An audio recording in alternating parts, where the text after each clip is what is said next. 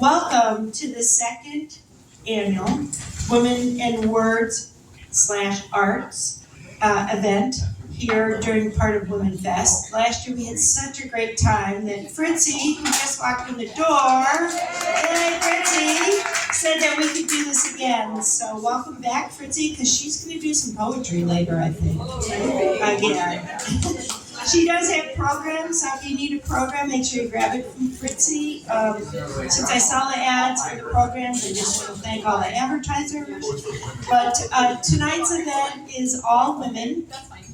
It's women poets reading, and it's also women artists. So we do have 12 artists that are participating.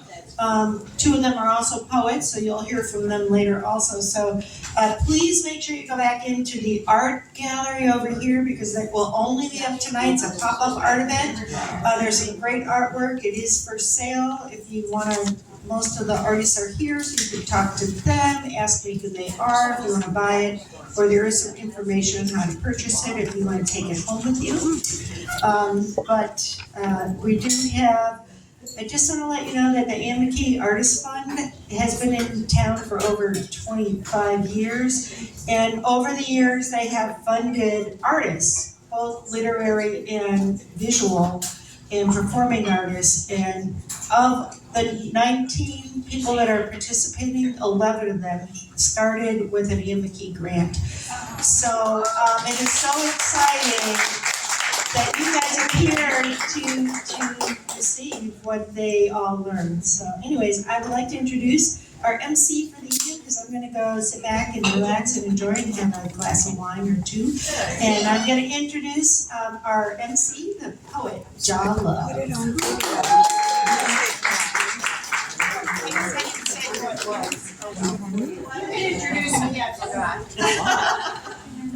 you know, you know.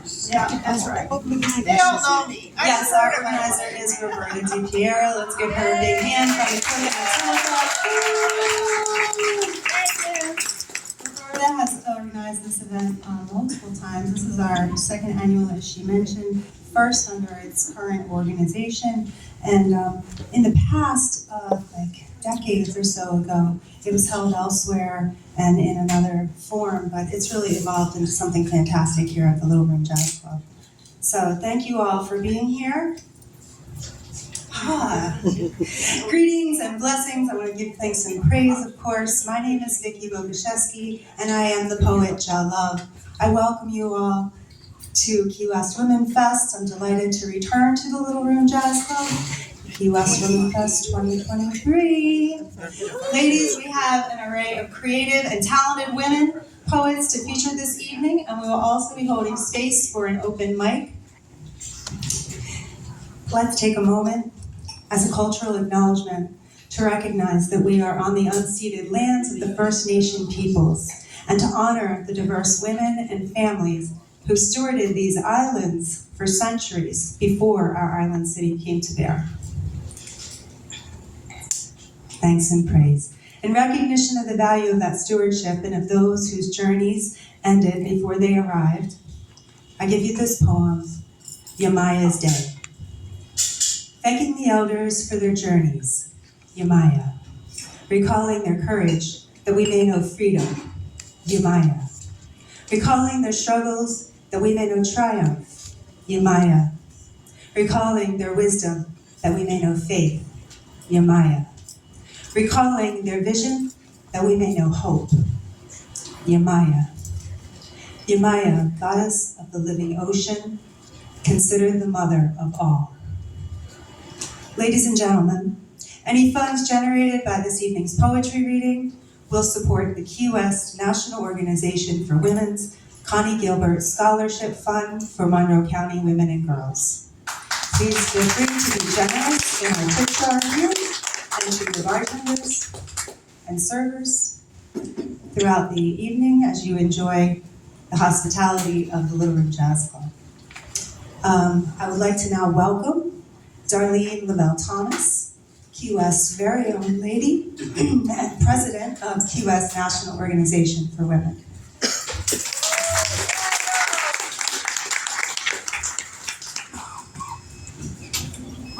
Thank you, Vicki. I always have to call her Vicky because that's what I know her as. Thank you. And thank you to the Key West Poetry Guild for inviting us back again this year and for the donations that will go to our Connie Gilbert Scholarship Fund.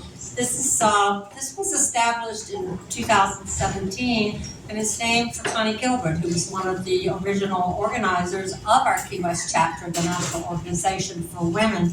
I have a picture of her over on the piano, and we also have information on our applications for the scholarships. If you are a female identifying woman who lives in Monroe County, we have 3 $2,000 scholarships to give for education, anyone returning to college into their second year or more, or want to get a certification or license to betterment for their lives and their families, just for themselves. So I would appreciate that.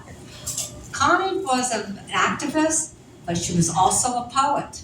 She has a small little book of her poems, and when the city of Key West established a sidewalk poetry project, her poem, one of her poems, was selected, and it's over on Kennedy Drive. But I'll read it to you right now, very short. It's called Best Medicine by Connie Gilbert. Best medicine. The miracle of orchids and poems can cure the common cold. Almost.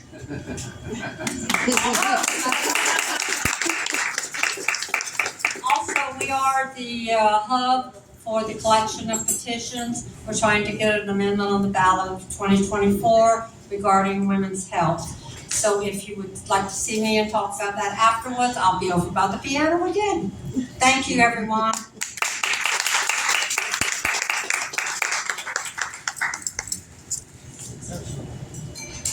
Thank you, Darlene. Is the mayor here, Ms. Terry? Mayor Terry, are you here? Okay.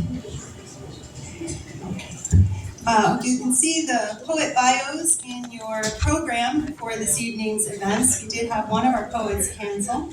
As well as the artists, I forgot to say. Yes, the poets and the artists, both, excuse me for not including the artists, but the poets and the artists are both listed in your programs. Right in this, toward the center, you will find their photos and bios and little tidbits about their experiences here in Key West. As everyone is experiencing this incredibly hot summer, sultry as it has been, we do love summer. So this poem is called Summer Solstice.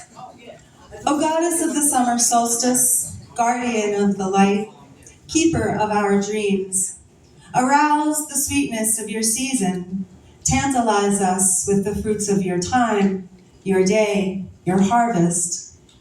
You are caressing breezes, cleansing winds, songs of promises fulfilled.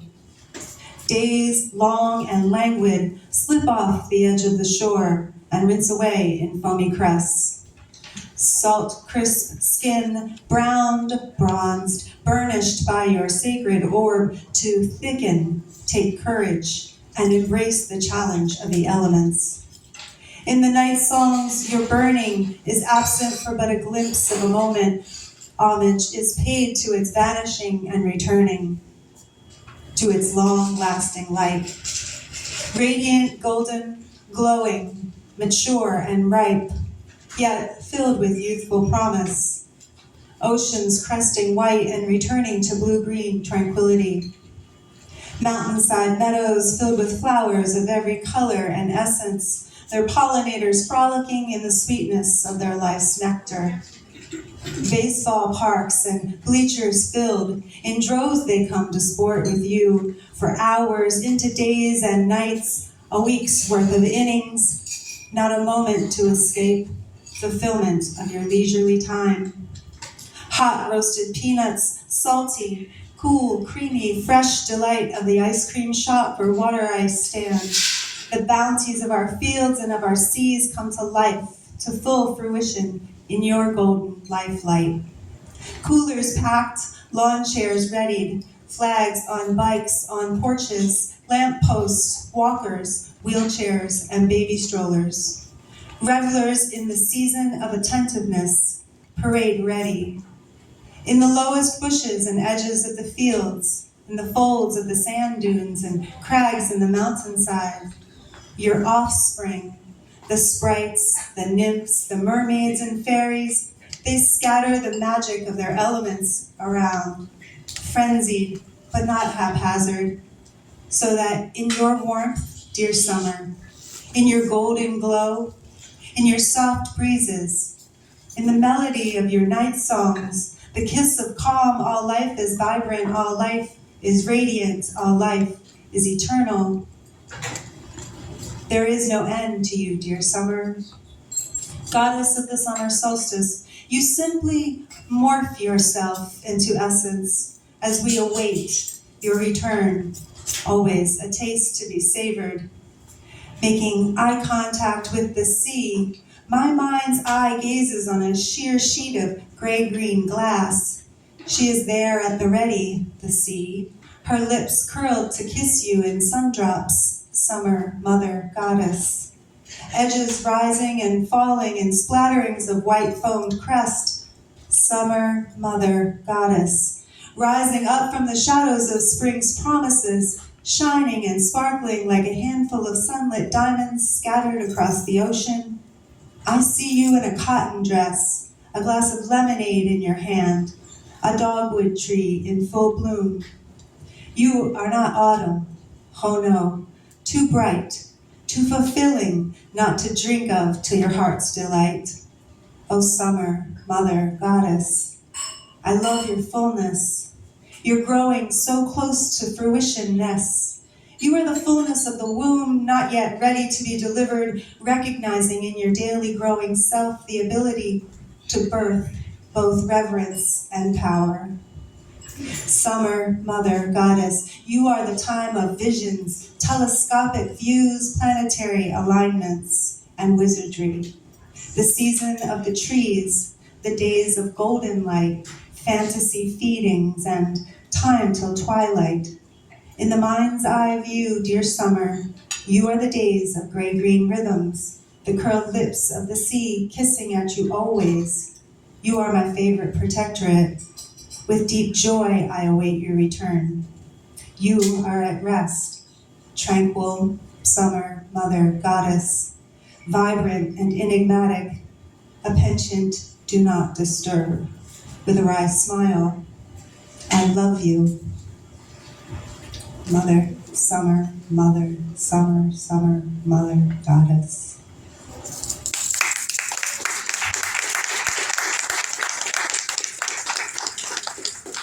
Thank you. Thanks and praise. Again, I am the poet Jah Love. This poem is called Seminole Lady. Down around yonder in a wooded spot of glades, you'll find a sweet daughter bringing water and giving shade. She'll tell you tales of rivers and of gators and parades. She sings the songs of freedom and dances earth's charade.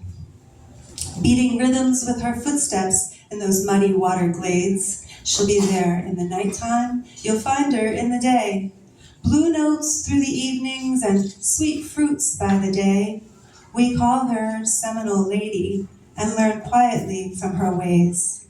She's the reason we were brought here and why we chose to stay. The road leads to her doorstep and we travel all the way. She means tomorrow, forever, and all our yesterdays. Water flows down toward her and has brought many to their knees. The Seminole Lady, Glade's daughter, she sees the things she sees. Her eyes are the windows of our collective soul, great spirit and time traveler, sitting still in peacetime and rising when there's change, true leader and great priestess, began her life this way. She brings us love and so much sorrow, we are each other in her gaze. I know her story's just beginning. I hope you'll stay to hear. Seminole Lady, Glade's daughter, please keep her spirit dear.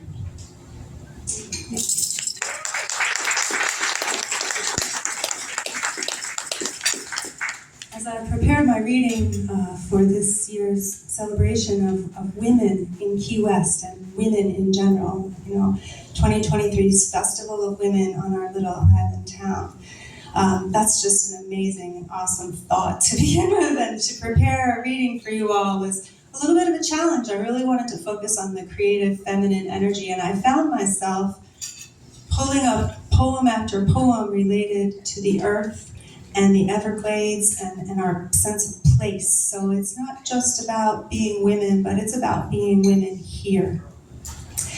This poem, I had the good fortune of spending time with artists who had been in residence in the Everglades and women from an international photography organization.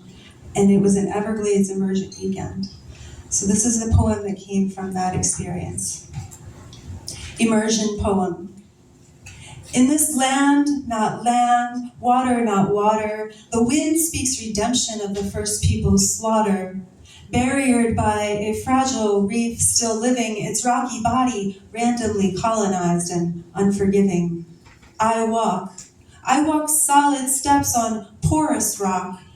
I walk soft steps on sand-swept shores, sinking steps on marshy mud. I walk, I wade. Sawgrass scratches my legs with edges made for dragonflies perching. I swim, splash a dose of color on a page from the book of life, dive deeply into ancestral rhythms transcending time, space, form, function, ethereal and erected boundaries, in a psyche only carried in this being manifest. The waters from which I emerge burn with the solar fire's reflection. The wind unravels the time spent before a mirror looking at my hair. My spiritual antenna radiating, descending from my crown with the vibrations of my ancestors, the vibrations of my evolution into human being manifest. I walk, I wade, soft, sinking steps across the glades to carry my reflections, my offerings, and my willingness to the lungs of Mother Earth. The wind, her breath, the water, her veins fluid.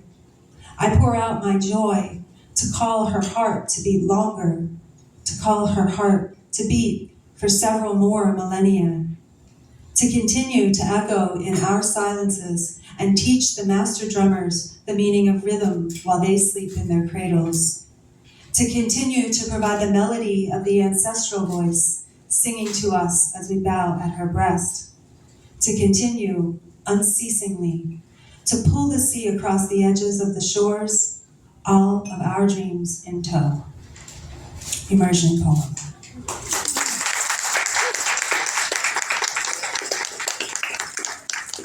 Thank you. That really felt great. That was written on my birthday. This poem is called The Sky One Day. Palm fronds, silhouettes, arch in curving splintered shapes like eyelashes against a cheek. Mascara weighted, heavy, black-brown behind the red hibiscus bush, so well loved by the iguanas, young and old, who perch there or use it to bridge the sidewalk gap between the rooftops in our yard. The sky behind the palm frond eyelashes is specked with cotton ball clouds and of my grandmother's 1972 eyeshadow blue, near iridescent. Each cloud much smaller than her puffy powder duster in the plastic pink tub of perfumed powder in the center of her dresser, a mirrored tray beneath. I honor my grandmother who passed away when I was 3. Thank you all.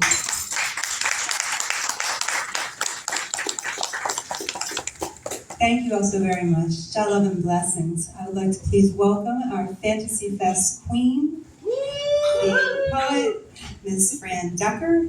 And as I mentioned, her bio is in the center of your program. Speaks for itself. Yeah. Hello, I'm Fran, and as you heard, I'm the Fantasy Fest queen. And I was supposed to be here at this event last year, but one of my early queen events at the Aqua Idol down at Aqua, we all got COVID. Everybody got sick. So I am extra delighted to be here this time. and I'm going to read my poem, The Colors of Key West, but first I'll give you a little history. Somebody earlier mentioned the Sidewalk Poetry Contest. This was 10 years ago in 2013. There was this part of Art in Public Places, this sidewalk poetry contest, and I read about it and I thought, oh, that sounds so wonderful. I mean, I've always loved poetry, never published anything. I just write it for myself, and I've done it all my life. And I was out west in California for a niece's wedding, and we were doing a lot of driving around, and I was writing this poem in my head. I would go through it and change it, and maybe the next day I'd think of something else. But then when I got back from that trip, I wrote it down, submitted it, and I astonishingly got picked along with 14 other poems. And they put all the poems in the sidewalks all around Key West. It was wonderful. And then 2 years ago, construction. My poem was destroyed along with 3 other poems. And I've been in contact with both the Art Council and the city. And they say they'll put it back, but who knows when.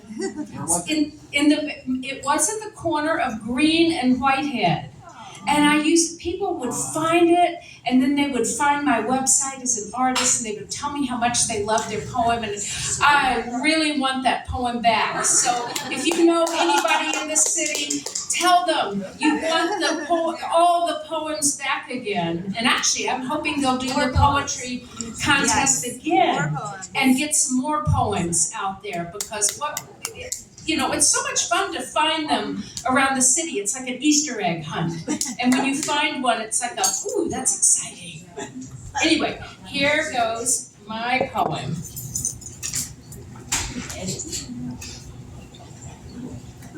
The Colors of Key West. Down this street, you will find a blue so deep it will float you.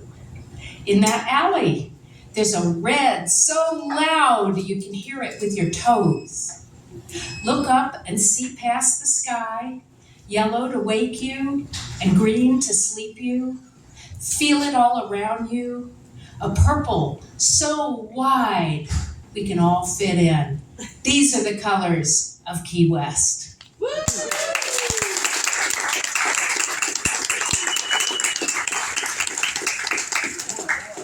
All right, I got a couple more short ones. And this one in honor of passage of time, because it's funny, remember I said 10 years ago I was at this niece's wedding out in California? Well, I just got home from her second wedding. So time does pass. And anyway, this one's in honor of my own personal Medicare birthday. My life went by so fast. There were things I had to do, things I wanted to do, things I should have done, things I didn't do, and things I did do. There were so many beautiful things. Yes. And as long as we're on the topic of aging, here's one for you called Estate Sale. One day, hopefully far away, they'll line up at 9 outside my gate. They'll paw through my linens, snap up my plates, and pick through my clothes. Books will disperse.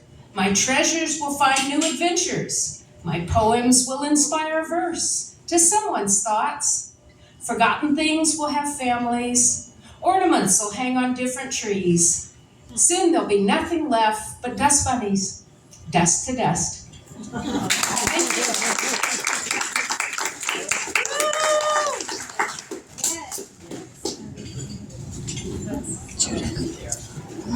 Yes, thank you. Thank you, Fran. Let's give another hand of She's also an artist. Yes, Fran has her display in the gallery room as well. Our next poet is Miss Arita Wright. Arita is a member of the Key West Poetry Guild. Fran may have come to read, but she hasn't been over to the Poetry Guild readings lately. Yes, we're waiting on you. Roberta mentioned earlier the Anne McKee grant. This year, the Key West Poetry Guild has received an Anne McKee grant to produce an anthology of our work. So poets who have read with us in the last 10 years are welcome to submit their work. If you've not read with us in the last 10 years and you'd like to submit work, you can do it. You can come to read in October or November of this year to get in under the wire. You have to read with us one time in this decade, so there's 2 more months left. As I said, Arita is a member of the Key West Poetry Guild. She's also a past columnist for Key West The Blue Paper and Village Voice newspapers. Arita has a collection of poetry, she has poetry in several anthologies and is the author of 2 books, Then Sings My Soul and Crossing the Threshold, Voice of a Black Woman. Arita is a minister, Reiki, and metaphysical spiritual practitioner. She is also CEO of Powerlines Publishing, and she has a collaborator with her this evening, performance artist, dancer, Ms. Carol Brown.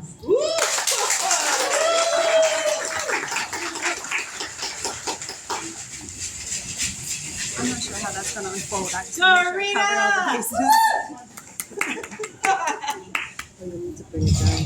Hi, everyone. I just want to say that this particular event changed my life. Last year, I sent Roberta the most awesome thank you letter. It was just amazing being here with women, celebrating women. So I came prepared this year. This is about women. Okay, this one's called Maybe Poetry. Maybe poetry is my jazz. Words are my instruments. Maybe poetry saved me from being a corrupted soul. Maybe without poetry, hate would have taken its toll. Maybe the hate would have overtaken me. Maybe the things I've seen and the feelings I've felt put into words have rescued me. Poetry, acting like a Navy SEAL, bursting through the darkness, grabbing me as I was drowning in murky waters, pulling me out, laying my body on the sand, performing CPR, pumping out all the stagnation and all the depression I was sinking in, resuscitating new life into my lungs. Maybe poetry saved me when no one else was there. There was my pain. There was my pen. There was my paper. There were tears I didn't have to keep inside because I was dying. No, I was dead. Maybe I would have drowned in my own sorrow had it not been for poetry.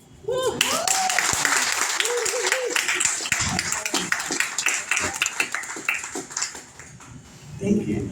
Hollywood can't handle our rage. Machetes in the hands of fierce African women, Hollywood can't handle our rage. Shots fired, shots fired, shots fired. Give that woman a piece of the Oscar stage. Hollywood can't handle our rage. Viola couldn't get a nomination, as badass as she was. And the actress that played her daughter deserved to also walk the stage. What a slap in the fucking face. Because Hollywood can't take our rage. All right. This is where, why, what the fuck.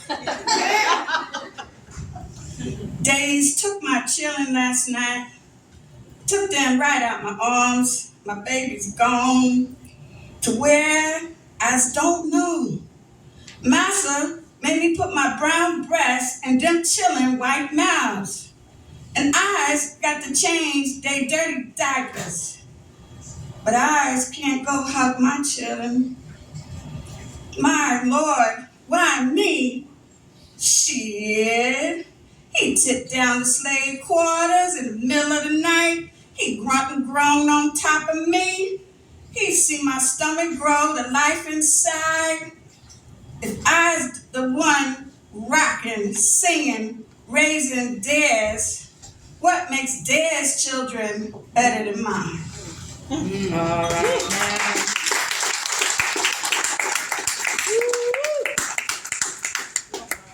And this poem is dedicated to a poet who is here tonight.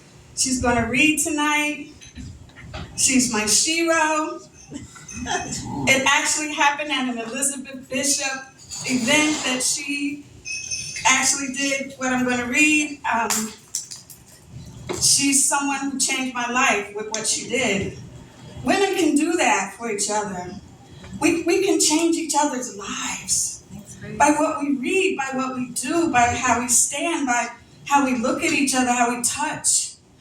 So, Catherine, this is for you.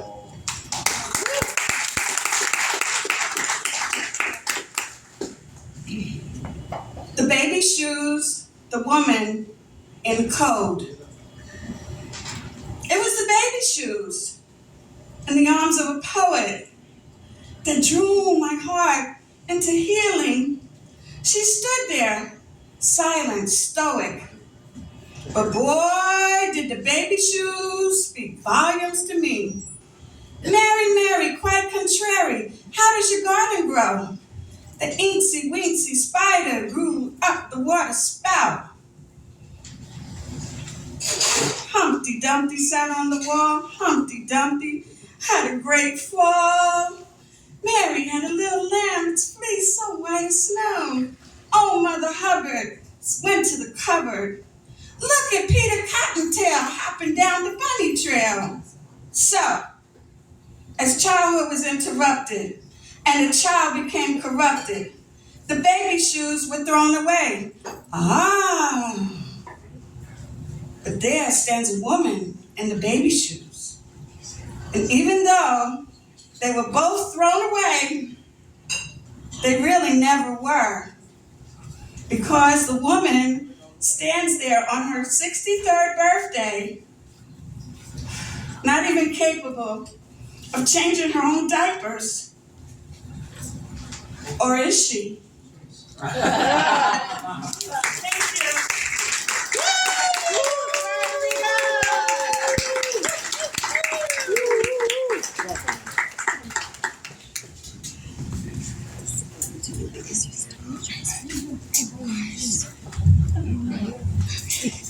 Ladies and gentlemen, that was Rita Wright.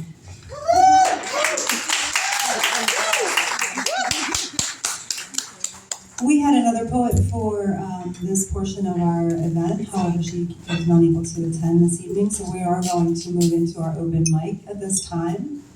I know we have quite a few people, however, I'm sure there are many people who I'm not aware of who would like to participate in the open mic. So the way I'd like to do that is just kind of start in the front of the room and invite the first person who I know to be a part of the open mic to go first. She has the right to say no. Y'all gonna tell me you want to go last or something? Okay, great. She's saying yes, she'll do it. Okay, so we are gonna switch over now to the open mic. Again, my name is the poet Jah Love. I'm also Vicky Boguszewski. And this, ladies and gentlemen, is Miss Carol Brown, another Key West native and a fabulous artist.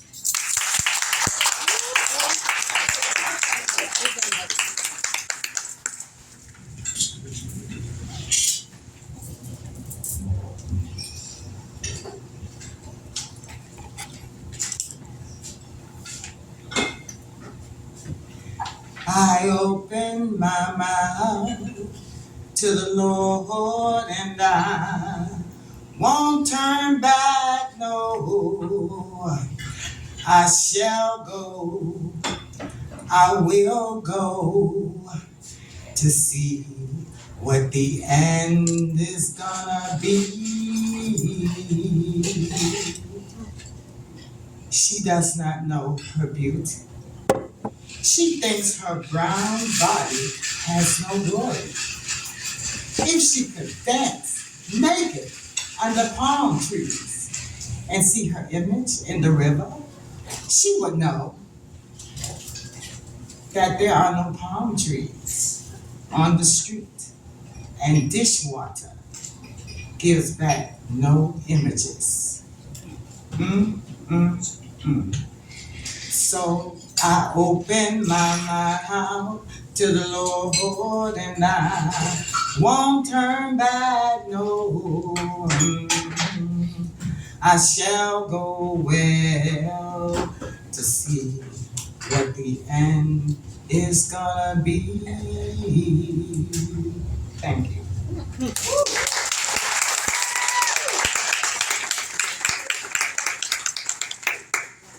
Dream Variations by Langston Hughes. This poem articulates the dream of African Americans as the speaker yearns for freedom and for acceptance in American society. To fling my arms wide in some place of the sun, to whirl and to dance till the white day is done, then rest at cool evening beneath a tall tree while night comes on gently, dark like me. That is my dream. To fling my arms wide in some place of the sun, dance, whirl till the quick day is done, then rest at pale evening, a tall, slim tree, night coming tenderly, black like me. Night coming tenderly, black like me. Thank you.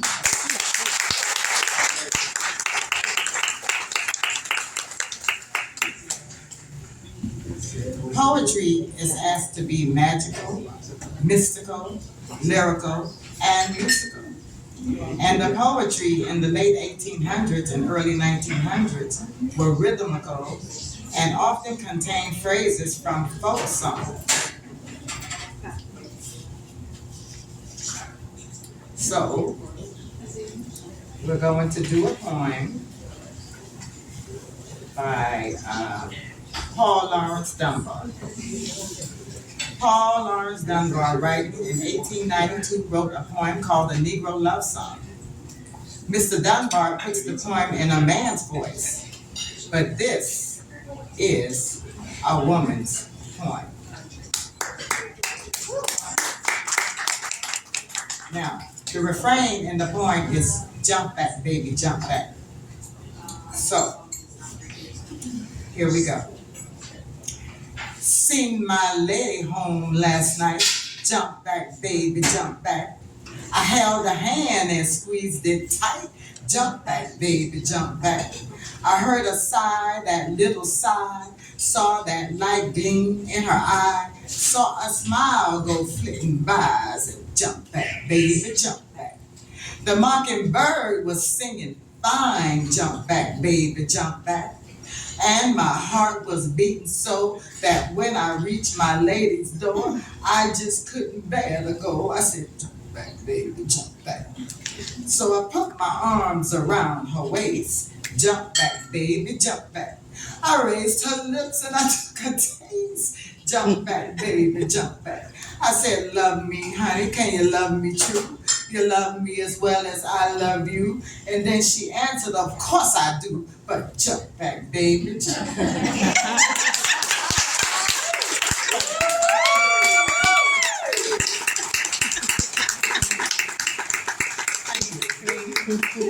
Thank you.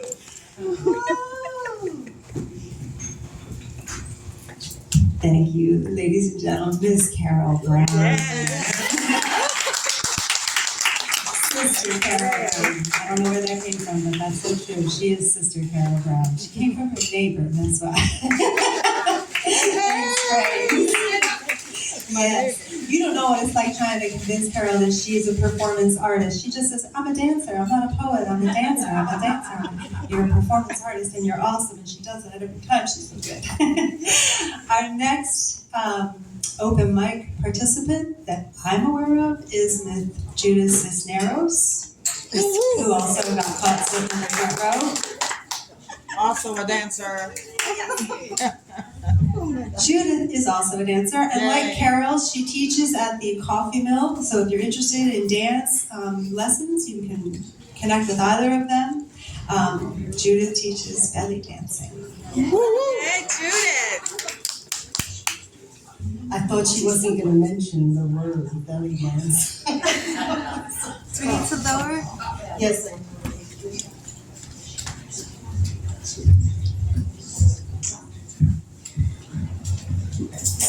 Yes, that's perfect. Okay, I know that many times people expect me to sing in Spanish or recite a poem of a Latin American poet. I don't have one today.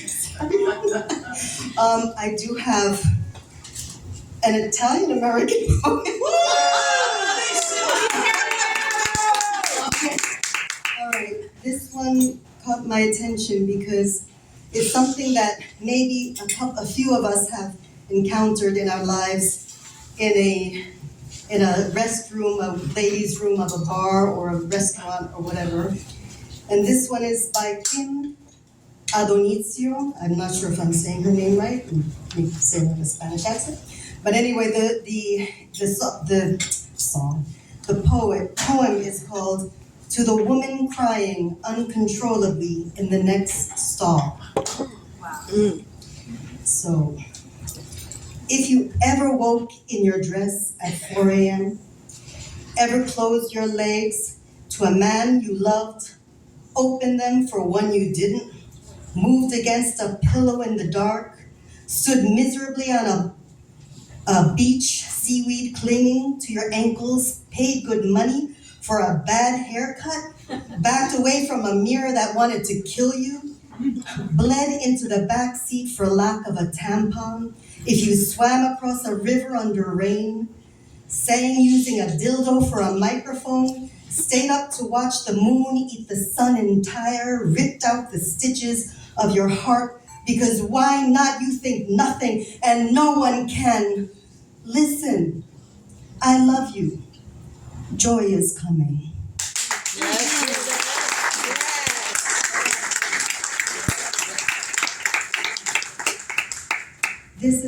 I'm reading poems of encouragement by women to women, and this is very important to me because I have been encouraged in my life many times by other women.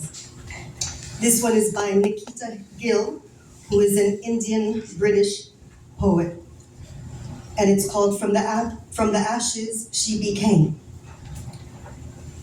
Before she became fire, she was water, quenching the thirst of every dying creature.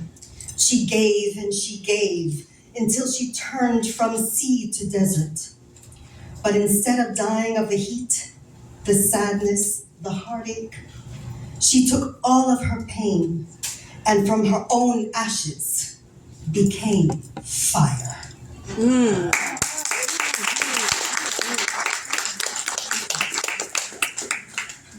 I'm going to recite this poem, and this poem is by a very, very beloved and important Black woman poet. And I feel that it also applies to any woman of color, of any woman who has been always considered strange or exotic or different. And but it's also a poem of encouragement to all women, so that you can feel empowered and powerful. It's called "Phenomenal Woman" by Maya Angelou. Pretty women wonder where my secret lies. I'm not cute or built to suit a fashion model size. But when I start to tell them, they think I'm telling lies.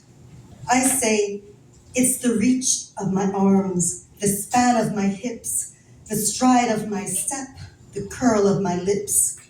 I'm a woman, phenomenal woman. That's me. I walk into a room just as cool as you please, and to a man the fellows stand or fall down on their knees. Then they swarm around me, a hive of honeybees. I say, it's the fire in my eyes, and the flash of my teeth, the swing in my waist, and the joy in my feet.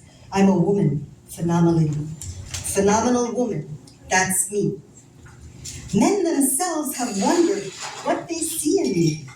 They try so much, but they can't touch my inner mystery. When I try to show them, they say they still can't see. I say, it's in the arch of my back, the sun of my smile, the ride of my breasts, the grace of my style.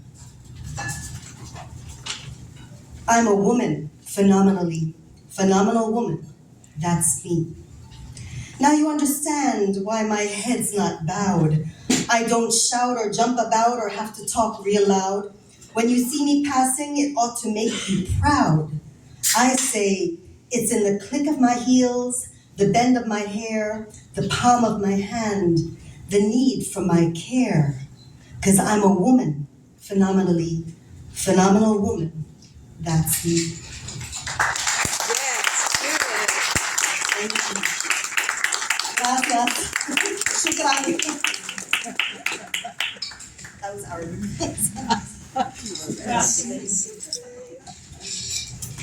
Fantastic. Give it up for Judith Cisneros. Thank you. Do we have anyone else in this group here in the front that is interested in reading for the open mic? Any ladies here? I see someone who's averting my gaze. That means you want to read and you just don't want me to call on you. Yeah, okay, sure. You can come up at the end, it's fine. I know I have an open mic participant in the back of the room. Do I have anybody here in the middle? Kayla, are you reading?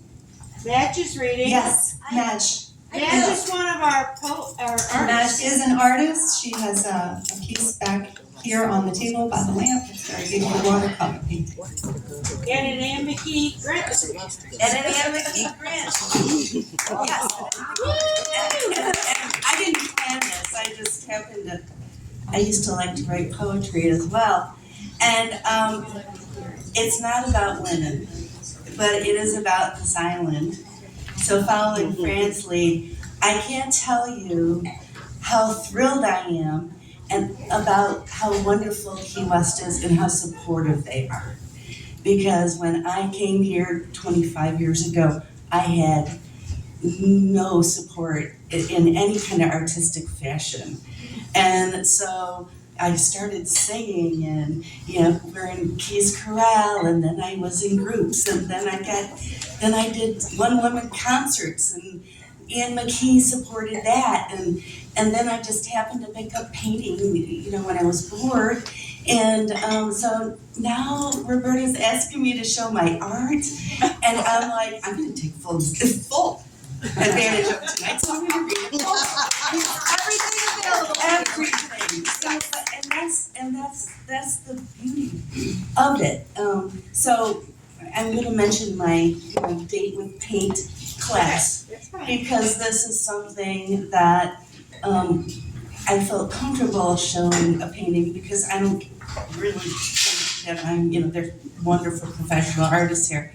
But what I have started is some once a month thing, and I teach watercolor. And it has been this wonderful creative process for people to just explore something brand new. I have a couple of people that were brand new, they're like, Madge, I never thought I could do this. But I'm doing it and I love it. And it's a way to meet women, it's a way to meet new people. So I just really feel like this is the most wonderful place in the world. And it's small enough that we can enjoy each other and we know each other. And there's faces I haven't seen in years, and I'm just like, I know you're that girl. So anyway, I'm gonna read my poem that I submitted for one of those sidewalk things. I didn't win. I didn't even win. So it's probably not very good, because I rhyme. I don't do verse and prose, and I don't know how to do that. But you're all wonderful. So this is what I submitted. The island made of rock and coral stone, a key once called the Isle of Bones, may seem small and narrow to some, but they don't see the life born by some. A wondrous world behind private gates of flowers and geckos searching for mates. warm-colored rooms, cool yard sale finds, loving embraces, and wide open minds. This rock is soft and flexible too. It weathers all storms and grows life anew. That's it. I should have written this song walking. I thought that was pretty good.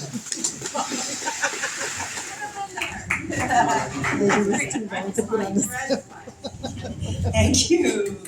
Give it up, everybody.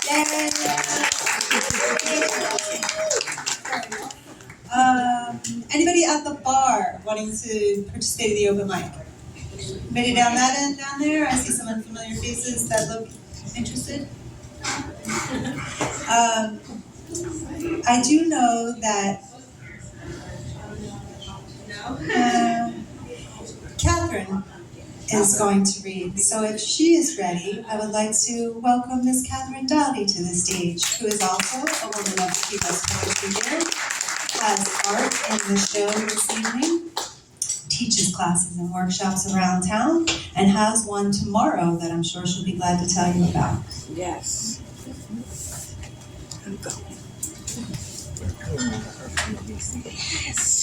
Thank you, Vicki, everyone.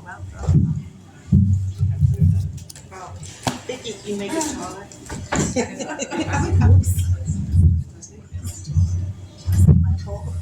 No.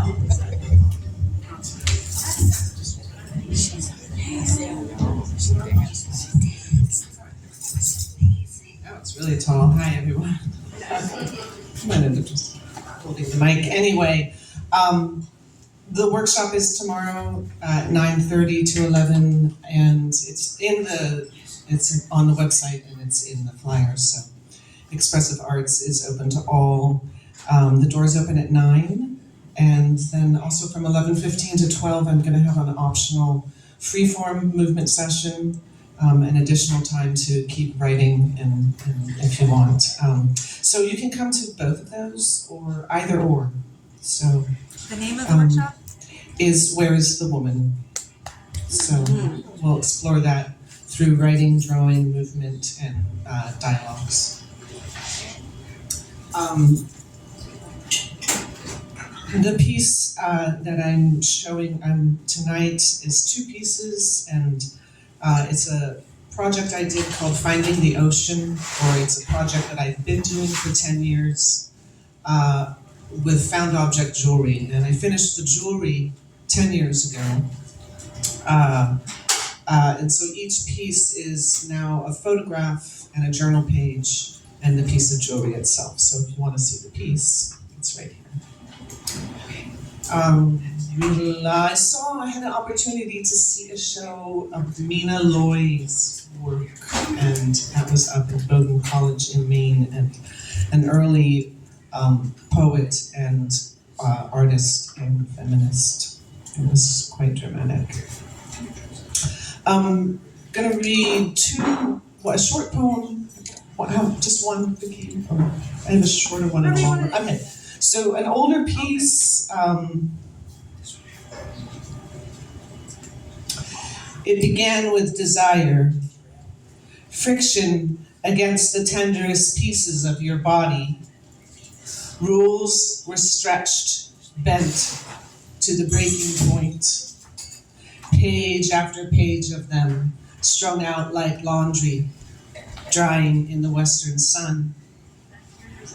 They come back at you and bite hard with their vinegar teeth. Invisible ink tattoos your thigh. It's been this way since the cowboys came. The envelope pushed across the card table again and again. The return address now indecipherable. The postage insufficient. We had to make a go of it. We had no choice. I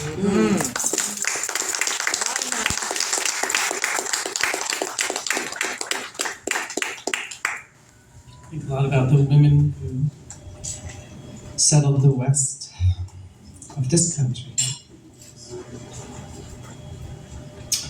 And this is my newest poem. I also just read this for the first time in public at the Hemingway Days, Poetry Reading Papa's Poems. And last year, I talked about this alphabet series that was shown at the studios of Key West, and I read a piece that was connected to the X. And I didn't really realize it when I was writing this piece, but then as it developed, and then when I finished it, I realized that this one can also really be connected to the Z. And you can see those on my website. But there's postures, and this one has two figures in it. So, I can say there's like a smaller one, and she's a wild dancer, and then there's a larger, so it's like I work somatically, right? So I like to kind of this. Right, last year it was like that posture, and then this big figure, smaller figure and a larger figure, and they're having a conversation. But this poem, so connected but not directly connected, the way I'm working with these images and the words. They have some connection, but this is called, I Call That Peace. I cherish the moments I feel unconflicted. I do not have a fearing. I am being warred upon. I am not hearing news of a city holding, losing, laying in rubble, people, prisoners, their body parts slowly cut off until they die, their parts strung onto necklaces by other humans, pillaging, hunger, ecstasy, raping, shell shock, love. So many know, was, is, far away, so close. Pedestrian path invaded for golf cart parking. Lover fighting with the neighbor. Conscription of my diseased body, the staging inside me. Action, human in a 10-ton, 40 in a 25, makes that hard pass past me on my bike. Reaction, billions of tiny sparks surging through. Who do you think is going to win that fight? Shouted or implied. I cherish the moments. Milkweed, multicolored fibers, forced and filtered, pressed hotly together. Tatters of string and ribbon tied on to fences and trees. I gather them all, tucking them into a cloth sack. I know I cannot afford to waste a thing. When it is enough, I take mortar and pesto from the windowsill, rubbing, pounding, pummeling, chewing the toughest pieces. The ribbons, though colorful, seem tasteless. I form 3 soft clouds: sunset, sunrise, and glow. Spindle and distaff come down from the highest shelf, pulling, spinning, teasing them into a continuous strand as I slowly walk these streets, wondering what the hell on earth I'm doing. When it is too much, I sit and wind the strand into a ball. Often it breaks. I end up with a pile of pieces that seem too short to use. I tie them back together and keep winding. I know I cannot afford to waste a thing. I bring the ball to my mother and beg her to knit me a sweater, to take her needle and sew me back together. Sew it all back together. She sighs deeply and says, I can mend it, and it will never be the same. You cannot go back. You can only keep going. So I do. I just keep going. I call that peace.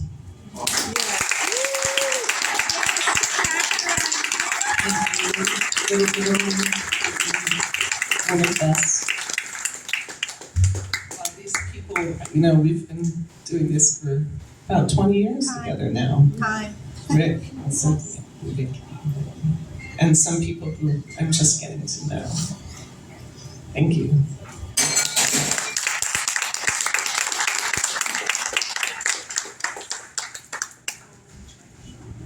Thank you, Catherine. Please give another round of applause for Catherine Bowden.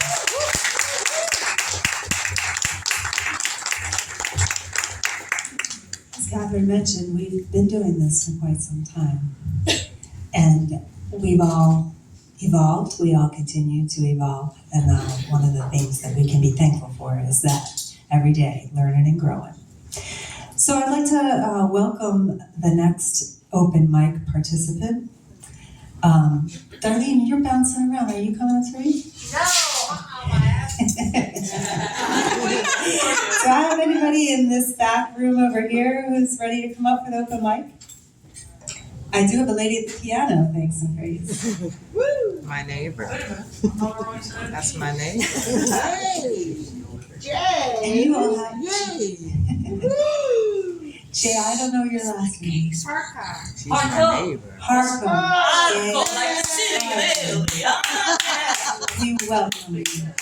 All these years I've been saying it wrong.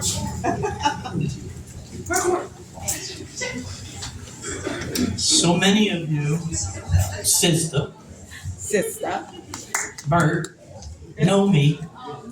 I think I've spent about 40 years on this island, or a little less, or a little more. I've kind of lost count. Matter of fact, I've lost a lot of things. It started with my mind. I thought I wanted to be a comic. I thought for sure I wanted to be a comic, so I got a job with the federal government. I didn't realize it was sit-down comedy. I wanted to be a stand-up comic.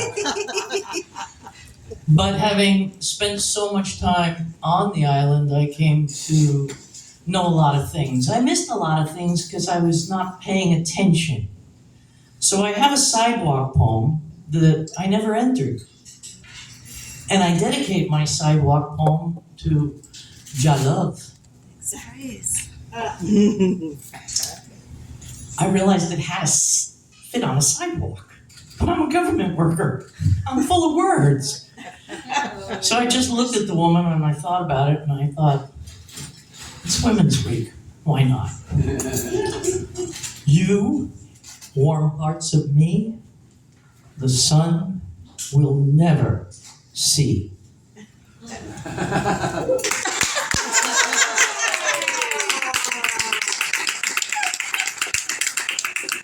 And since I love microphones, all those years of government work, I would set these microphones up for people like Lenore Troya, Kathy Greer, Robin Fear, names that are lost because, well, Jimmy Buffett.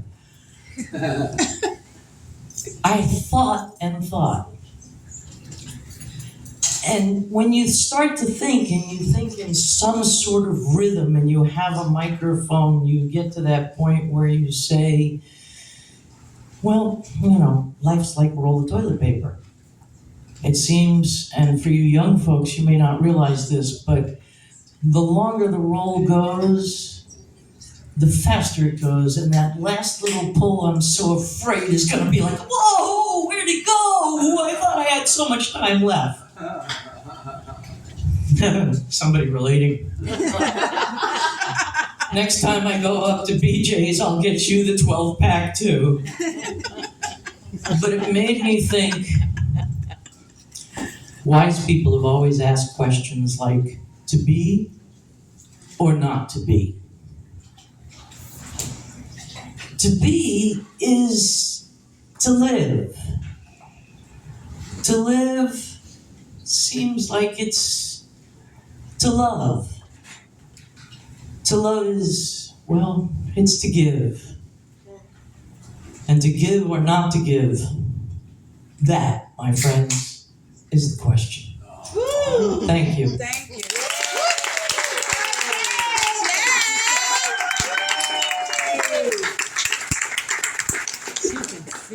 Ladies and gentlemen, our very own Jay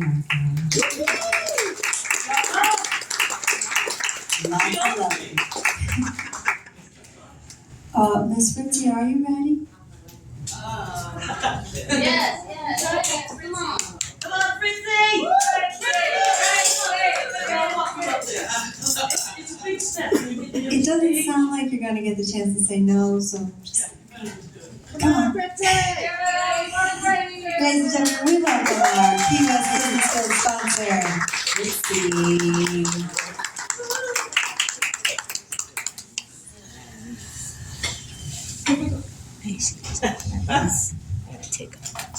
So this is not original work. I tried to get some things done before today, but with all the planning and everything, I just didn't have time to do that. So, yeah, exactly. So I'm going to recite something that speaks to my experience as a Black woman just simply existing. It's called, or entitled, "You Talk So Proper."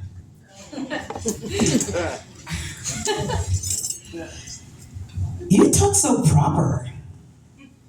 You talk like you're not from around here, like you didn't grow up around your cousins. You talk like you're from Fort Lauderdale and not Lauderdale. You talk like you know what silver tastes like all too well. You talk like you never knew the decadence of plastic utensils and paper plates. You talk like sugar never been in your grits or hot dogs in your baked beans. You talk like every letter means something to you. You talk like the city bus never been in your ministry. Like your tongue been protected from having to be held. You talk like you've been held. Like you think you're better than me. You think you're better than me? Oh my God, you talk so articulate. I get so excited because you look like them, but you sound like me. You talk like a good one. Like you don't want me to be afraid of you. You talk like you don't know that I still am. You talk like you want cops to let you off with a warning. You talk like you got white friends. Shit, you talk like you got Black friends who got white friends. You talk like y'all let them say nigga. You talk like there is money where your mouth is. Your breath smells like private school. Like a car at 16. Like sleepaway camp every summer. Like privilege. Your voice is privileged. Do you hear the sound of your voice? I do. And when I hear it, I see tables and seats. And you will occupy at these tables will be people who smell like influence. And when you get there, I hope you talk properly about the city you're from, the people who cultivated you, and the voices that were silenced so yours could boom properly.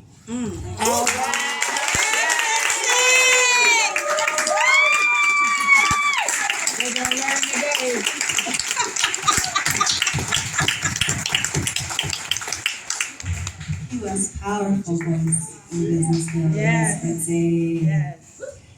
Can I invite Sakai to please come? Yes, Sakai. Thanks, praise. Sakai is beginning to read with Key West Poetry Guild. She has, I'm gonna let her introduce herself.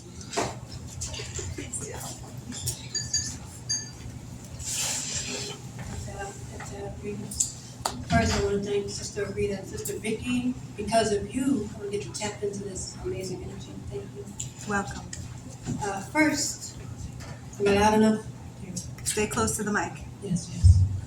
I was just going to do my poem, but the ancestors are on me. They want me to mention Dodona, Ephesus, ancient Egypt. Then there are places where the priestesses used to gather.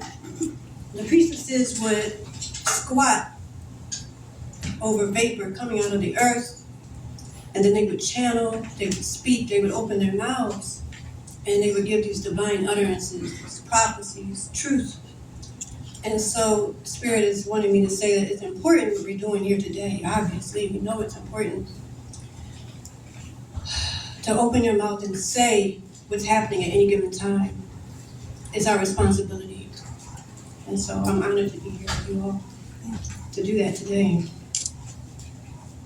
I want to give context for this poem. It's called For the Birds. Sometimes we as women suffer to a point where we cannot call on a masculine divine. We can no longer deal with the masculine. We can no longer hold it up, idolize it.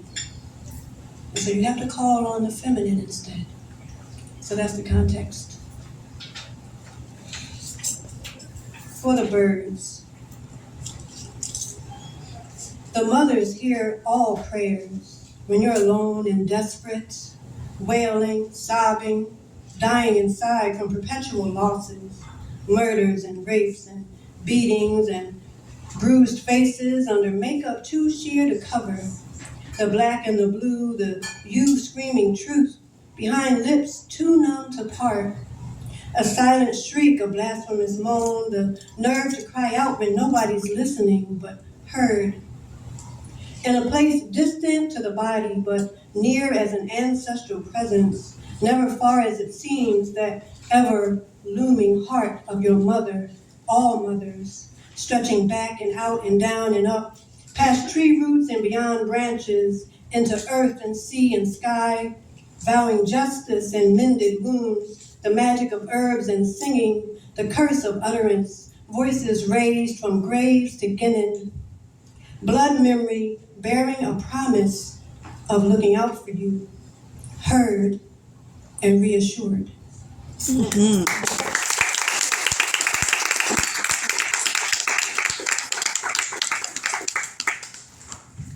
This one has no title. It speaks for itself. Preacher man condemns the witches while he himself lays hands, jolting his true believers who fall muttering to the sanctuary floor. Preacher man condemns the witches while he himself quotes scripture from a book of magic, men vested with the power in the word, denying true believers the truth about the power of their own mouths. As they throw dollars into never full enough buckets, preacher man condemns the witches for gathering together, for tending gardens full of birds they sing to, who birth babies out of rooms they own themselves, denying any man a right to claim what they keep between their legs, or anything which issues forth from that place. Growing is what healer women do. Sometimes we even grow preacher men. And sometimes we marry them. They become the herbs we sing to, convinced we can cause anything to grow. Mm-hmm.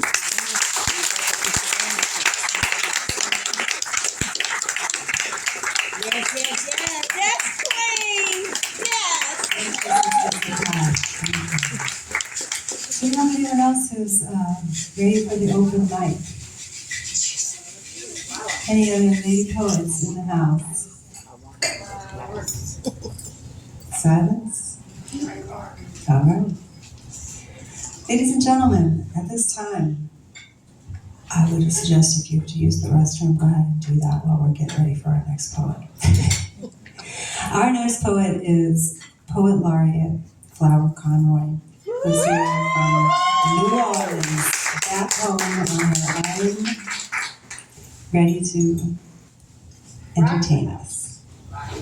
Right now, Flower. I'll take it all that party now.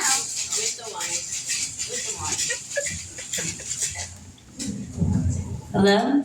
It is a real honor to be here, and I want to thank everyone who has read before me because, wow, what a space, right? Yeah. Thank you.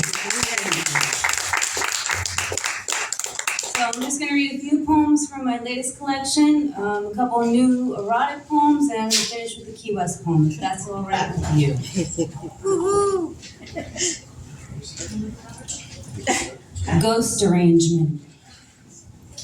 To have love include the broken. For there is no end to disappearing, no end to reinventing the snowflake. Like an orrery, the slow returning. Speak through the folded water. Inside a much smaller breath, a song of wasps. A sea intensifies, then the soft crashes out, flays the irises dark. How to explain the future? Ushered through the house, a deluge leaves behind a thin film of pulverized loss. A tree falls apart, leaf by leaf. Wire breaks the tender hay. What can I say of grace? From nothing was made the world, and more than not, one may look away as if into the sun. When the fruit's gone, it is time. It's the sky's nature to change and remain a shell. But you are beautiful as lava.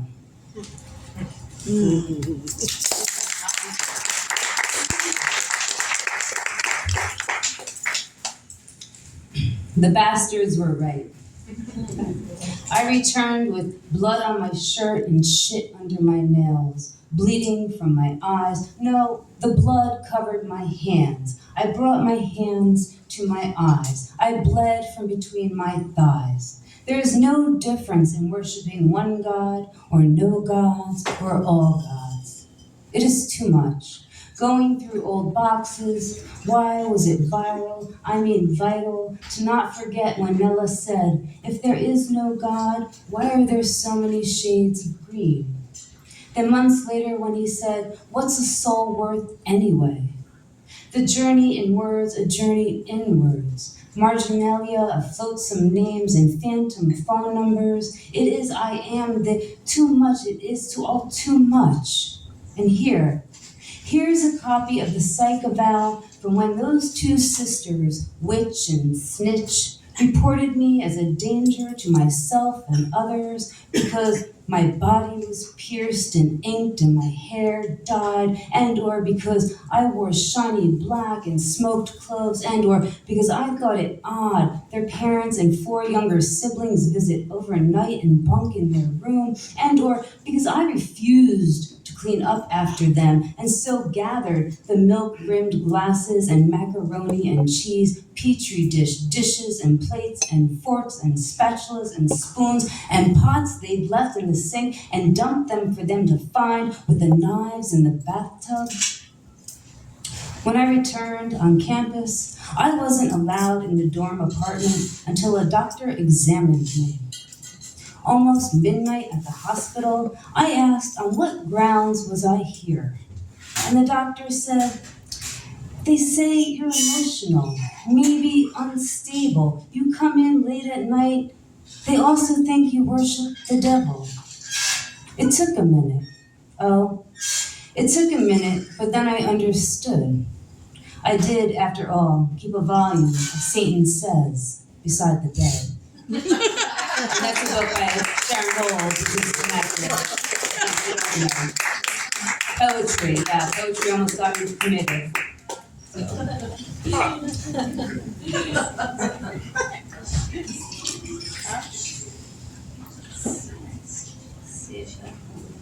All right.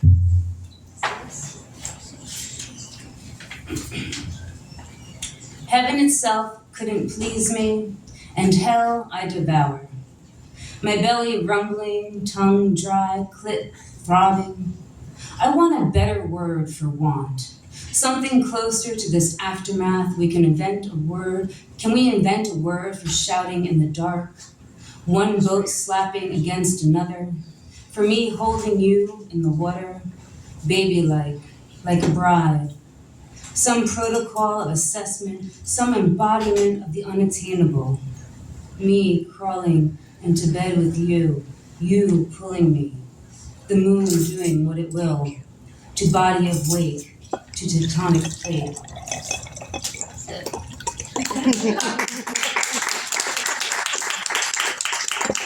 That's a little anxious. It's a hot poem that I got in the This title I stole, it's in quotes. I once heard that the tongue gives life, so I spoke into her. I conjured a whale ghost, whistle from bottle edge, I pursed my lips and thought of the cracking of glass against teeth, that quick sound of water lapping, a bath drawn. I was beside myself in the mirror, I was side-eye. In the steam, I was abandonee expiating, my ankles bubble-chained, pinkening. Sometimes lights at night in unexpected places seem like dreams falling. Sometimes I'm afraid of myself, my capacity for ritual. To sustain the orchestration of teasing, surrendering to catechism of that, of both body, but also the abstractions within. One can get spoiled being delivered and delivered and delivered. One can withdraw with withdrawal.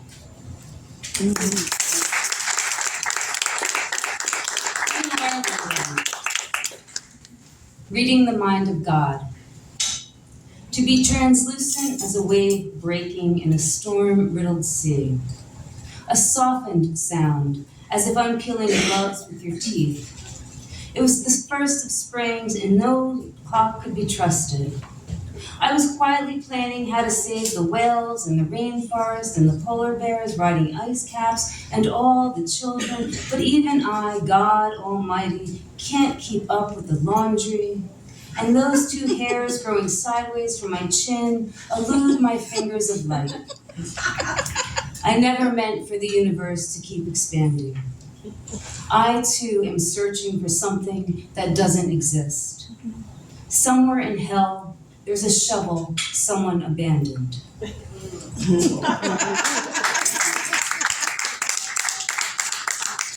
And a very Key West poem, because I've been very honored to read at the AIDS Memorial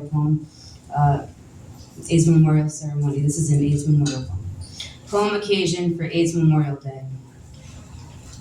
What's the opposite of sun, of wind? For lost this way is lost forever. Though I have not come to stir up ghosts. No, I have not come to stir up ghosts. And yet, like walking through the silver side of rain and greenery, a faint trace legerdmines my mind otherwise, and I find myself invoking you. The world now open to the light of edges. Like a door in a dream, that when a dreamer presses her hand against it, it shatters into wing and snow. The world now picks us an image. A poet once said that the dead are real to us, and I wondered if not real as any memory is, as air is or sand is, each grain in and of itself, a complex architecture, angular, laced with sublime brilliance. If not real, what shall the dead be? Once I looked to the ocean, and it was as a violin's god hair, under wrist and bow, sounding from nothing into song note. And once I looked to the dirt and found a clover, and once because isn't dream logic no less infinitesimal, no less accurate than other cognitions? The moon and spider thoughts of the late roses dropping their wilted veils onto the garden's damp walkways, for example. What a language it must be, webbed as a riddle, ribbed as a web. I have not come to stir up the past, but I know no other way to sit quiet with you and touch your face again. That the dead are real to us? Yes. And what wonder at a dream kept but uncaged. The feather machine the hummingbird is, whose wild presence a child for the first time encounters, that kind of marvel, that real you become. You, wing of light and star breath, like planets floating in radial silence above, unseen, unheard, but not unfelt. That real you are. For found this way is found forever. What's the opposite of salt, of forgotten? You too beautiful bloom, you. Thank you.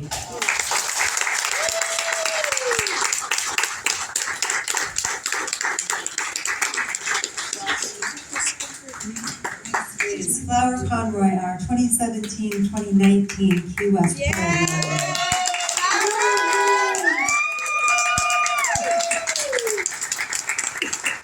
this time, I'd like to welcome Miss Sarah Goodwin to the microphone. Woo, Sarah.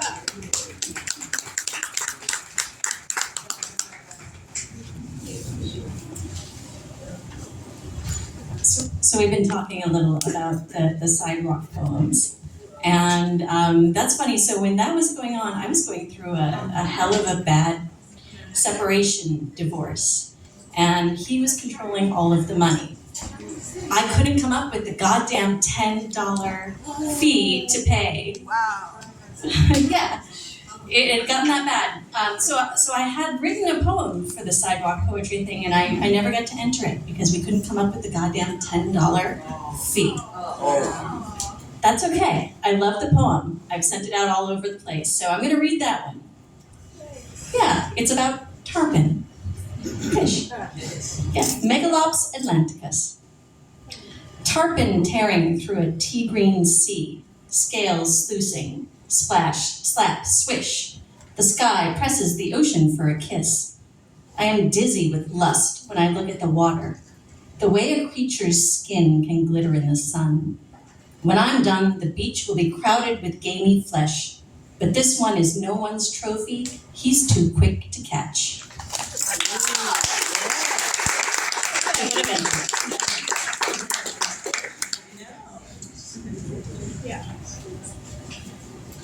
All right, this one's a little fun. Here's where I admit it's called. My soul is a marble, intricate and cracked. I keep it away from holes and chasms. I hide it in my pocket. Don't trade it, don't drop it. Oh, my soul is a saxophone. Climb down the stem to where its lips part like a rose. It smokes hashish in a corner, mourning dead French poets and lost French lovers. My soul has been used for everything. Doll stuffing, compost, and hamster bedding. No wonder I can't keep it white. My soul is a raptor with soft feathers over hollow bone, hot blood, fierce heart, and no promises to land. My soul is a sloth, or a glass of wine with a dash of pepper. No, my soul is a marble. Put it in your mouth. Feel its fissures on your tongue.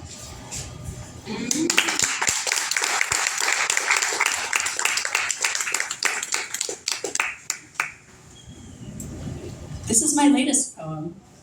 I read an earlier version of it last year, and it's grown a little bit. So, speaking of mermaids, her skin is cooler than yours, her eyes bluer, only it isn't about her, but about your unleashing. Tell me again how numinous her neck bone, and God, have you ever seen her eat a mango? Let your house crumble into sea, starve the children, no one will blame you. All that chasing tail, then she disappears, all that's left is a swath of skin. What then?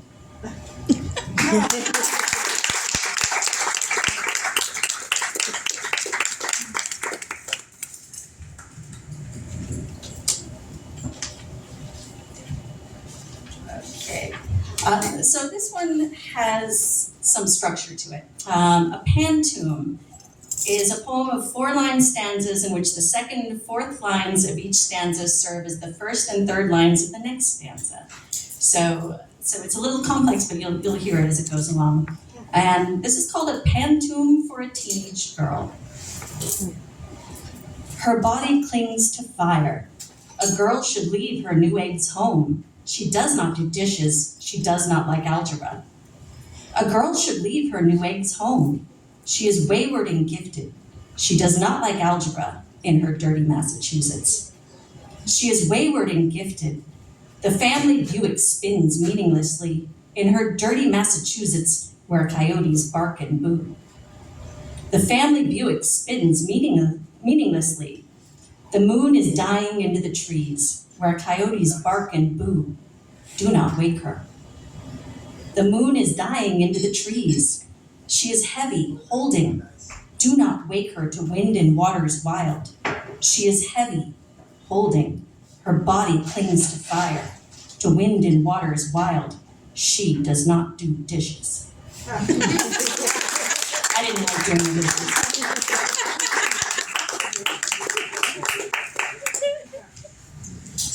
And one last poem. Two more.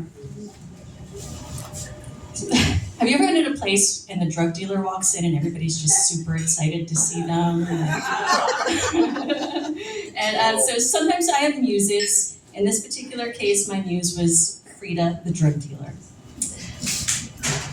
I'm better off not writing about her. No Byron. She walks alone on a quiet night. Money breaches into the bars and streets. Drugs are expensive. She's expansive and clear. Saturn in the pop and sway of the midnight deal. Let's just say she propels us through the hours. All the strays turn their heads to her. Flowers open wide. Fish swim to the surface and sigh. You'll be grateful when she sharpens teeth on you. You'll say, thank you for the apple. And isn't she hard as plastic, cool as money, when she presses her trick into your fevered palm?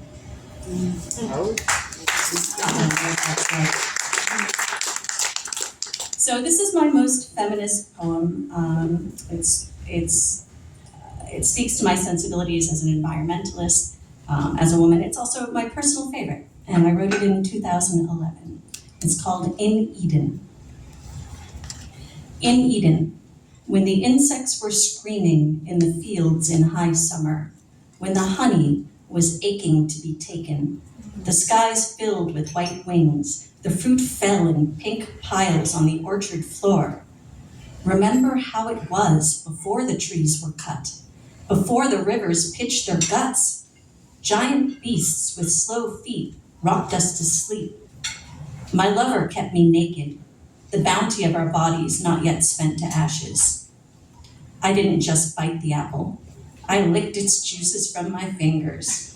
I was a dancing Cretan girl and I reached for the universe. I was tempting and tempted and not afraid of snakes. I saw we were spirit. Bodies became pillars of white. The sea gave off that same light, as did trees, birds, everything singing. Despite what you've heard, I had a mother. She sang to me in the slosh of the sea, in birdsong, even as the machines rumbled, even when the gardens revealed a trapdoor, and I saw our lot was built to go toppling. She sang until there was nothing left of her but bone. Thank you.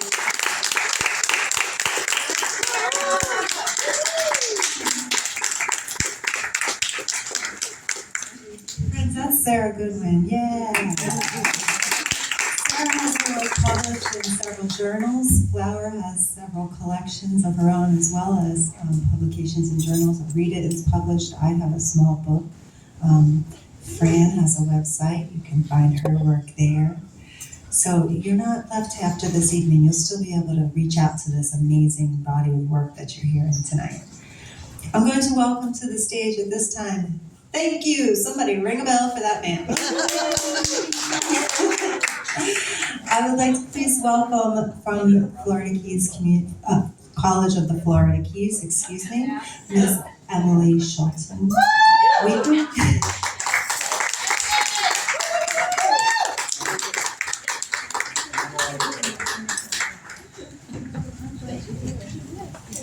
Hey, thanks guys. I want to thank Vicki for placing my voice among these voices, and I want to thank these voices for being here tonight. And yeah, so I hardly ever read from this book. I don't remember the last time that I did, but spur of the moment decision. This is a Hurricane Wilma poem called Shelter.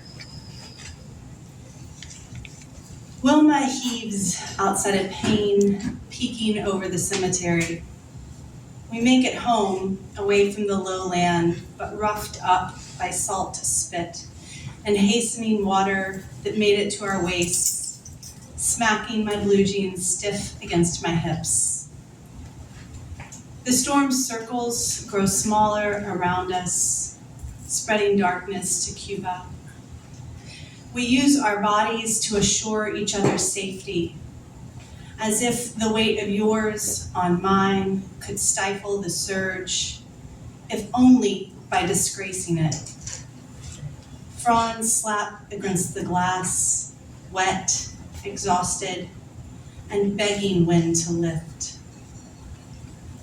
I pass out on the whir of your chest and wake to the gurgling gasoline inside the generator. Weighted stalks bend and stone mausoleums have dried in the sun. Among the debris of lawns, people look at their damage. The water has slunk back into the ocean.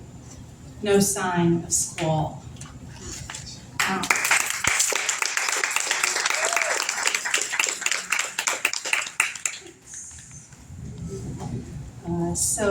This poem, I don't think needs any explanation. There's a little bit in here of reference to Egyptian mythology, but I think it's pretty clear. It's called Our Little Death Drip. It's a true story. Come close to the mic. Yeah. I feel like you're just a stranger. Our little death joke. I told you once that when I died, you could sleep with as many women as you like, as long as you would vow to sob post-coitally. I told you straight-faced as I made a W with my legs over your torso, pulled the blue duvet around the lump our bodies made. We laughed about it occasionally, our little death joke. The Egyptians believed the heart was where the soul was. Slit the bellies of the dead, remove the still organs, but leave the quiet heart between its ribs, wrapping the arms, torso, slick, clammy skin tight and white. They performed the opening of the mouth ceremony, touched the mummy on the lips, eyes, and ears with a blade, so he could speak and sense, live again in the hereafter. You wrapped me strip over strip of our linen bed sheets, listened to my voice, provided me with a blade. I pled for you to keep me inside so that when we stopped breathing, our hearts would weigh no more than a feather. And when what remained was only stillness, we could pull open our red cinders and watch a sacred ibis unfold itself into flight.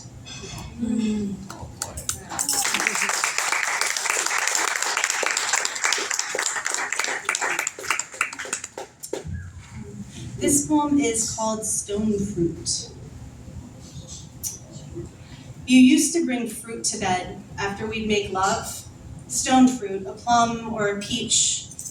Naked, we took turns biting away the skin until the pit exposed itself.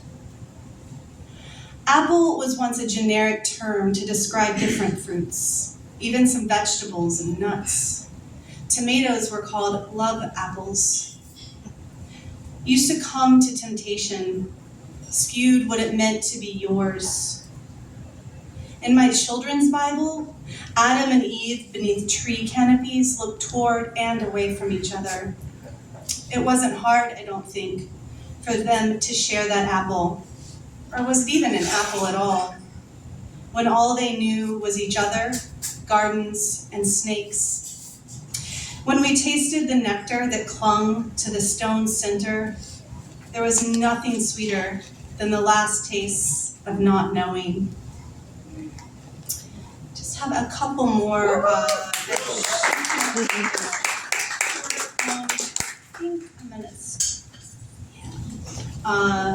This poem is often, well, it's a breakup poem. I think that's clear, and I don't think really anything else needs to be said about it. When you left me, it's called Made Strange. When you left me, sometimes the bed was too comforting, and to punish myself, I'd sleep naked on the cold tile in the bathroom. my cheek memorizing patterns and teaching them to my hip, the imprint shifting directions, the familiar body made strange. I let doctors take out my insides. I hoped I would be filled with something else. Instead, nothing is changed. You are gone. Somewhere a man has healed. I'm a taxidermied bird, perpetually waiting for instinct to kick in. But even before you, I never knew the air. And from the bathroom floor, nothing can be seen through the panes flying.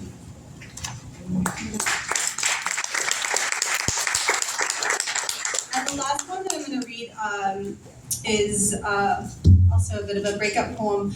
This poem is actually based on a real story that I heard when I was living in Atlanta about something that had happened in one of the suburbs. It's called Swan. I was thinking of you when the radio told me that a family of swans had been shot to death that night in the suburbs. A father and his cygnets laid on the grass in a line, sloping toward the pond, their necks craning. And I wanted that to be a good enough reason to call you. Their mother was missing. The neighborhood looked with flashlights into storm cellars and marigolds for her, or even for a feather, the promise of her. I wanted to tell you that I remembered finding you in the kitchen. The evening that you tried to make my name with the whipped cream can, to surprise me with the strawberries. How sweet it tasted to be sticky then, the lovely mess we made. The next morning, you called to tell me your mother was dead. And I lied about the swans. I told you they'd found the one that was missing. She was swimming.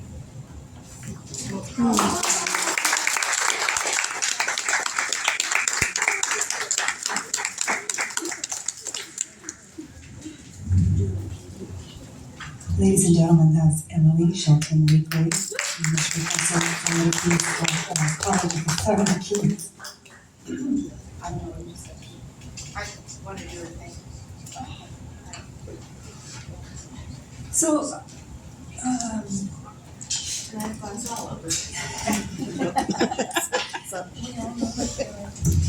this evening's reading has been phenomenal. I want to thank all of our open mic poets and all of our featured poets. And I'm going to leave us with these. Mad woman poet. Mad woman poet, daring to dream. Putting thought into action, you appear so extreme. Going beyond, coming back again. Loaded with metaphor, but alone without a friend. You shock them, you scare them. They must question themselves. Are they the problem being stuck on the shelves? No one can answer, before long you're gone. Mad woman poet, dancing through life and coming on strong. Mad woman poet, you daily take the stage, devouring experience and putting it on the page. Mad woman poet, so often out of line. Mad woman poet, your place on earth divine. Mad woman poet, out there on your own, defining your reality, outlandish in your tone. Mad woman poet, whose spirit seems to drift. Do the world a favor. Shout from rooftops with your gift. Mad woman poet. Yes, yes, yes,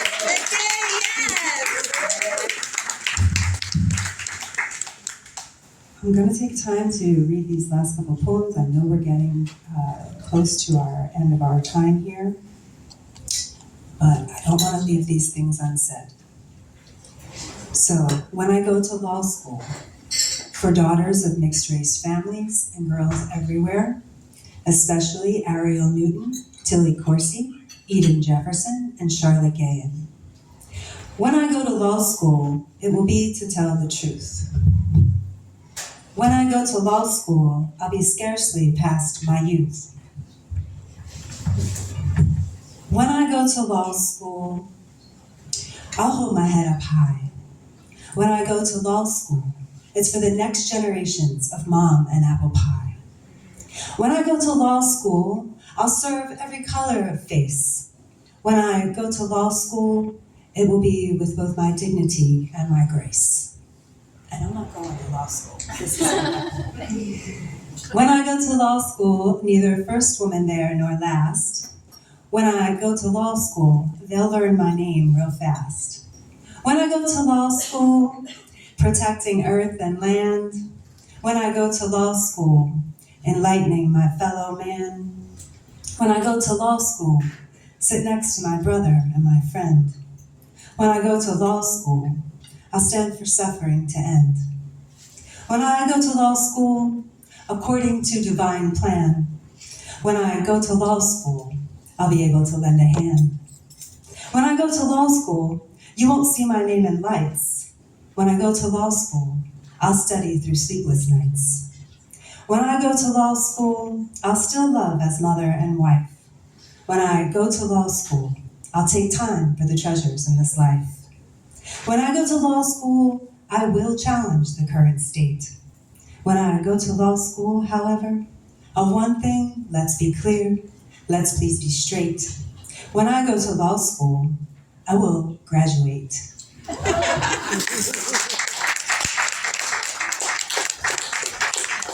Thank you all. We've talked a lot about the power of a woman's voice, the power that we women have to uplift one another, and we carry that forward in generations and backward in generations. We honor our elders and we raise up the youth. And we can do that through poetry. This will be my last poem for the evening, and then I'll turn it back over to Roberta for a thank you. Poetry. Versions of poetic pictures, painted by minds, spoken by, excuse me, I have to start over. Versions of poetic pictures, painted by minds, created by souls, spoken by mouths, lips stretched, far out chords, vocalized by you and me. Rhythms read, rocked minds, bleeding words in time to tunes, spoken decade after decade on our unholy thrones.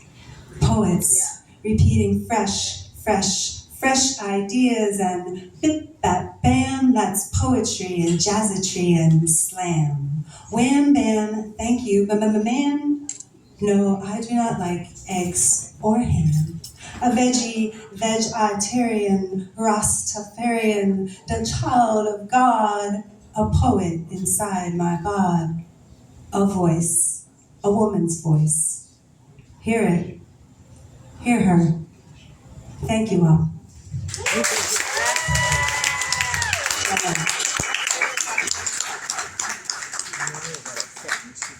I just want to thank everyone for coming out tonight and staying and listening to this amazing poetry. But I also wanted to thank the women artists that did. Make sure you go back here and check this out, because they really came in here and did some great work. So Mally Weaver, Catherine Daughtry, who you heard do some poetry, Margot Ellis, Lynn Bentley Kemp, Sandy's son, Madge Johnson, who also did her sidewalk poem, Gail Antonides, Chelsea Smith, who is here somewhere, back here in the back, Suzanne D'Antonio and Barbara Sage. So just make sure you get back there and check that out. I also want to thank the poets, because some of you are returning and we had a ton of new ones. So thank you to the MC, the poet Jah Love, Sherry Lord, who was unable to attend tonight, Arita Wright. We had Fran Decker, who also has a piece. She's also an artist in the back. Flower Conroy, Sarah Goodwin, and Emily Schulten Weekly. So let's give a round of applause to all the artists and poets. And I just want to thank the Little Room Jazz Club for letting us host this here again. We just appreciate them so much. And also the Key West Art Center, who loaned us the art panels in the back. So Thank you so much again. Enjoy the rest of Womenfest, and we'll hope to see you here next year. Oh, and Vicki has a piece back there too. Yeah, I'm sorry. You know, we didn't put everyone's bio in twice, so. Thank you, Vicki, for reminding me that. All right, thank you. Thank you, everyone. Close out, and that's all I have to say. Oh, yeah. Thank you. Yay.